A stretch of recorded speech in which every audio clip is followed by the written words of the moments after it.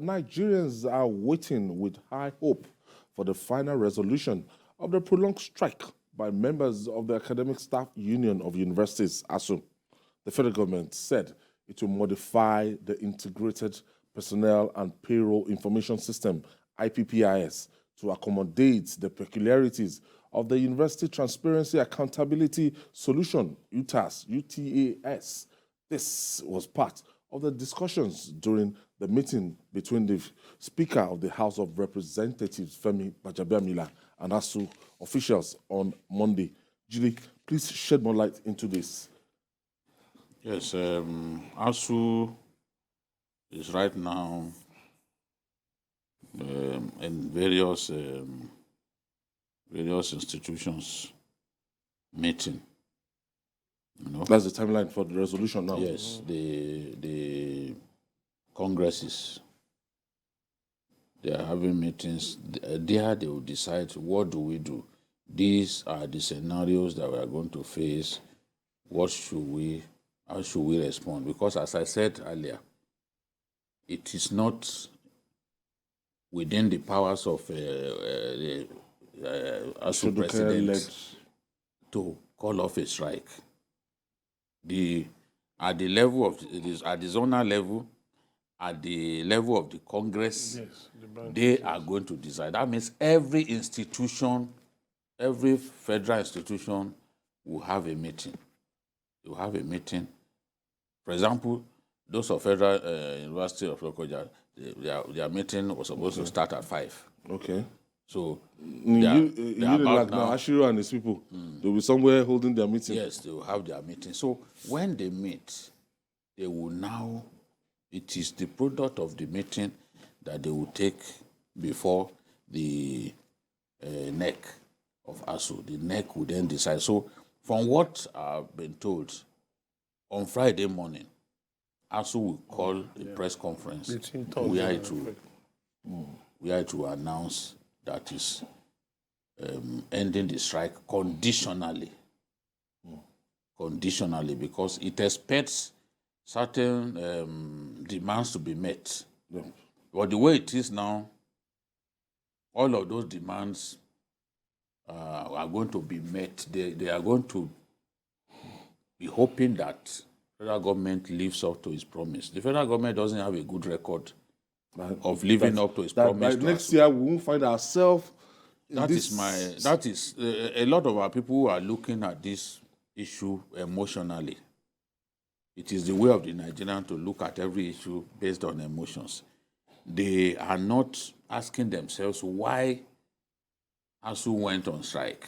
ASUU went on strike because you signed a memorandum of action in December 2020 and refused to do anything afterwards. You refuse to honor even one of the demands that you agreed to meet. So now we've been told that, yes, the peculiarities of UTAS are the reasons why ASUU wanted UTAS in place of IPPIS. The university system is a peculiar environment. The university is a peculiar environment.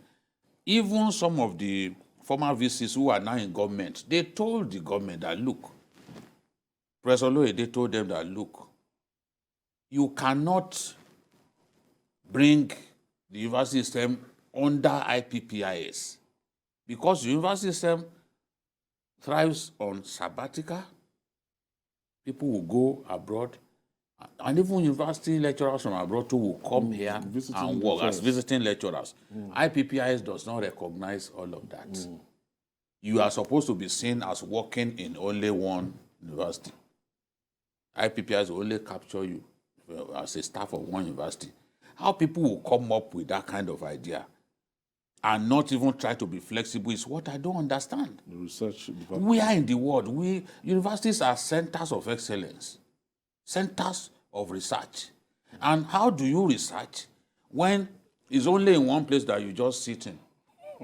Just sit in your office? Is that how it's done? Yeah. Now, this is what caused this whole thing. If they can now modify it as the head of service, because we are listening to her, if they don't do it, we will come for her.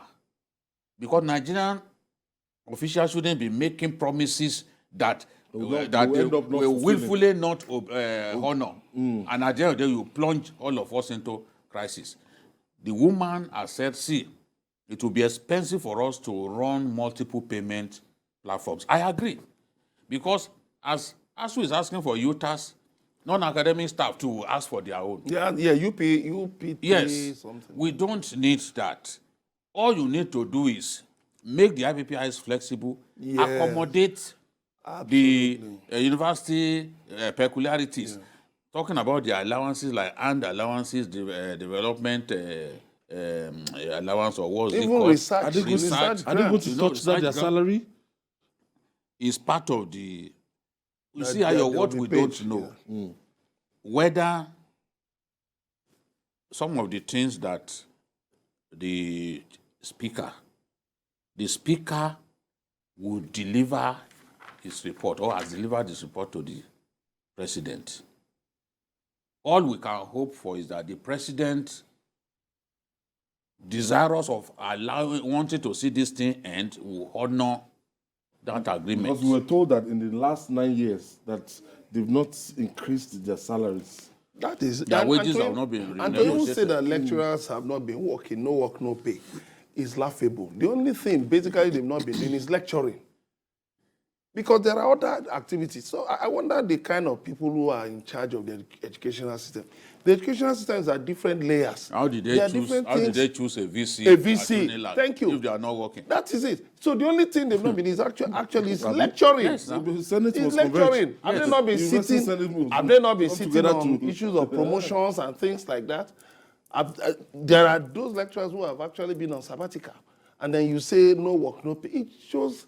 You see, when we should learn Even to other put- labor unions, when they Yes. go on strike, you pay them. You pay. Why should we they should be learn to different put with us? square pegs in square holes. Don't put people who don't have the knowledge of the educational system in charge of that critical sector, because that is the backbone of the nation. That's the real wealth we have. The IPPIS is flawed. A lot of workers No, they complaining. even admitted. No, Yes. even government. Yes. When when they faced the House of Reps, the government official himself admitted that IPPIS It's flawed. has integrity It's issues. flawed. Government officials don't. But you are forcing it on Civil servants are not getting their salaries. The loans they collected what you from get banks, some paid cannot today pay. may not be what you will be paid tomorrow. Yeah, that is it. You never can a be lot sure of of money. what will come to you. A lot of money belonging to civil servants is trapped in the IPPIS system. Let them immediately release that money, because civil servants are crying. They are pretending that it is, but that system So is it's not flawed. it's not perfect. In fact, it's not good at all. It's not good. They should. A system reform the that can system. permit an individual to loot, in the words of the EFCC, in Yes, excess of workers were 100 complaining. billion. Civil servants So were what- complaining what- that their salaries Yeah, were being how- cut. How can that? That they were being short paid. Subject to manipulation. Mine is that, okay, after ASUU might have agreed to call off the strike, No, implementation. that's what I said. Conditional call off, because at the level of those congresses, the fillers is the ASUU members are saying, let's call off conditionally, which means that they can come back. That is the interesting They thing. can come back. So it will be suspension or strike, not call off. Because look at the time frame for this administration, and look at the time the new administration will take. We assume office May 29 next year. By this time, we've gotten, would have been getting more of this agitation. We don't know the plan that this administration will put in place to ensure that most of these demands are met. But if you look at, for example, we know that there are some demands that they can't fulfill immediately. Like the revitalization fund, they put 470 billion in the budget for 2023. Okay. So that is a good step in the right direction. Government proposed 150 billion, ASUU rejected it. So that government has moved to 470 is So those already, federal universities it's will even a victory for ASUU. they'll give them. It means that sometimes when you fight for something, Yeah. if you are persistent, you get the glory. So from 150 billion, they've agreed to do 470, 470. which is victory for ASUU on one hand. Now, if the other, they was also promised them that don't worry, we'll pay your salaries. You understand? Government may pay the salary in like 3 tranches, 3 installments. That is understandable. They've done that in the past. They can't pay it at once. They can say, okay, we'll give you 2 months in arrears and all that. So these are promises.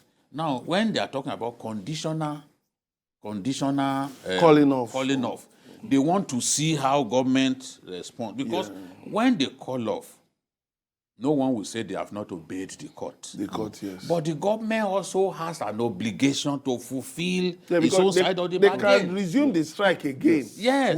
Because government is a party already in court. You took ASUU to court. Now if ASUU decides to resume the strike, they will say you didn't fulfill your side of the bargain. So you can't just expect that. No, it's a give and take thing. It's a give and take thing, in my view. Yeah. Government and then they should withdraw those certificates given to those unions, that CONO and others, because it's against the law.